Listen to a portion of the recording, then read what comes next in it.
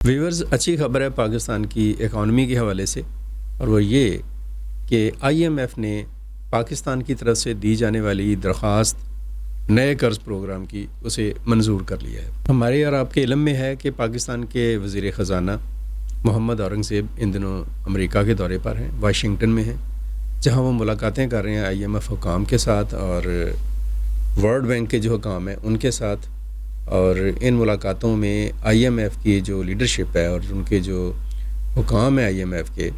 उन्होंने पाकिस्तान की जो मईशत में आने वाली बेहतरी है उस पर इत्मीनान का इज़हार किया है, खुशी का इज़हार करते हुए ये बात कही है कि हम पाकिस्तान को नेक्स्ट प्रोग्राम के लिए भी हेल्प आउट करने के लिए तैयार हैं। आपको याद होगा कि पिछले साल के आखिरी महीनों में आईएमएफ और पाकिस्तान के दरमियान बड़ी ही तगोदो के बाद एक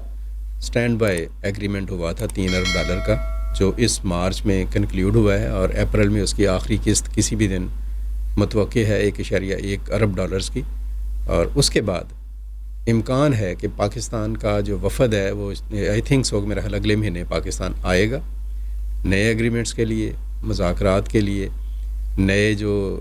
पैकेज है उसके लिए। और इस पैकेज के तहत ये एक्सटेंडेड फैसिलिटी पैकेज से हम पैकेज कहते हैं रूटीन में, जो माहरीन है मईशत के, और इस पैकेज के तहत पाकिस्तान को 6 से 8 अरब डॉलर्स की मदद जो है वो मिलने की उम्मीद है। मदद से मुराद है कि 6 से 8 अरब डॉलर का कर्ज़ मिलने की उम्मीद है। अगर इस कर्ज़ को पाकिस्तान की जो लीडरशिप है वो ऑनेस्ट और ट्रांसपेरेंट वे में इस्तेमाल करती है, मुल्क की तरक्की के लिए इसे इस्तेमाल किया जाता है, तो कोई वजह नहीं है कि पाकिस्तान को मुआशी बहरान से और मुआशी मसाइल से निकालने में मदद ना मिले। कोशिश ये होनी चाहिए कि ये प्रोग्राम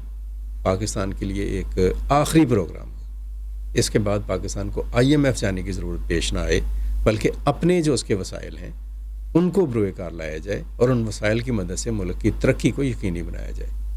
याद रखें कि इस तरह से जब हम कर्ज़ लेते हैं दूसरों से तो उनकी शराइत को मानना पड़ता है, उनके जो इम्प्लीमेंटेशंस होती हैं मुख्तलिफ़ चीज़ों की वो करनी पड़ती हैं। नतीजे में महंगाई की शक्ल में और बेरोज़गारी और मसाइल की शक्ल में बहुत सारी पेचीदगियाँ भी सामने आती हैं जो भुगतनी बहरहाल आम लोगों को पड़ती हैं। तो अब ज़रा एक सोच जो है उसको नेक्स्ट लेवल पर लेकर जाने की ज़रूरत है कि इस सारे हालात में और इन सारे मामलात में हम आखिर किस तरह से अपने मामलात को अच्छा कर सकते हैं। आईएमएफ के साथ एंगेजमेंट के नतीजे में पाकिस्तान की इक्तिसादियात और पाकिस्तान के अवाम के जो मामलात हैं उनको कैसे बेहतर किया जा सकता है, ये अब क्वेश्चन होगा सोचने के लिए। और सोचने का काम बहरहाल